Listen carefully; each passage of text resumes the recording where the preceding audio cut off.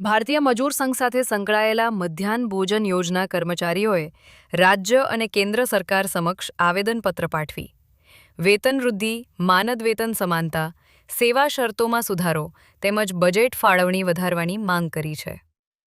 કર્મચારીઓનું કહેવું છે કે વર્ષોથી કામ કરતા હોવા છતાં તેમને યોગ્ય માનદ વેતન અને સુવિધાઓ મળતી નથી. શાળા સ્તરે રસોઈ બનાવતા કર્મચારીઓને કાયમી દરજ્જો અને સુરક્ષા સુવિધાઓ આપવા પણ માંગ કરવામાં આવી છે. જિલ્લા સ્તરે આ માંગણીઓ સાથે વિરોધ નોંધાવી સરકારને વહેલી તકે યોગ્ય નિર્ણય લેવા અપીલ કરવામાં આવી છે.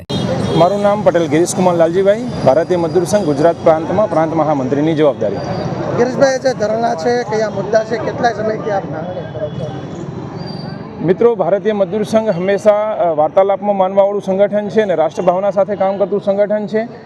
અગાઉ પણ કેન્દ્ર સરકારના શ્રમમંત્રીશ્રી અને માન્ય નાણામંત્રીશ્રીને બજેટ પહેલાં પણ શ્રમિકોના પડતર પ્રશ્નો બાબતે અને બજેટની અંદર જોગવાઈ કરવાના બાબતે થઈ અને મેમોરેન્ડમ પણ આપેલું હતું. એ જ રીતે રાજ્ય સરકારની અંદર પણ જ્યારે 10 નવેમ્બરના દિવસે અમારી રિવરફ્રન્ટ ઉપર મોટી રેલી થઈ ત્યારે પણ આવેદન પુસ્તિકાના માધ્યમથી અમે શ્રમિકોના પ્રશ્નોનું નિરાકરણ કરવા માટેની જોગવાઈ કરવા માટેનું એ લોકોને આહવાન પણ કર્યું હતું. તેમ છતાં બંને સરકારો, કેન્દ્ર સરકાર અને રાજ્ય સરકાર દ્વારા કોઈપણ જાતના શ્રમિકો માટેની કોઈપણ બજેટમાં જોગવાઈ ના કરી.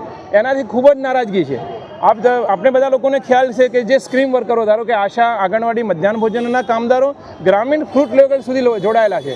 સરકારની મોટાભાગની બધી જ યોજનાઓ એ લોકોના માધ્યમથી થઈ રહી છે. તેમ છતાંય શ્રમિકો પ્રત્યેની સંવેદના બજેટની અંદર સરકાર દ્વારા દાખવવામાં ના આવી. એટલે જ સમગ્ર ભારત વર્ષની અંદર આજે એક જ દિવસે ગુજરાતના 33 જિલ્લાઓની અંદર તમામ કલેક્ટર કચેરી ખાતે આજે ધરણા અને આવેદનપત્રનો કાર્યક્રમ ભારતીય મજદૂર સંઘ દ્વારા નક્કી થયેલ છે.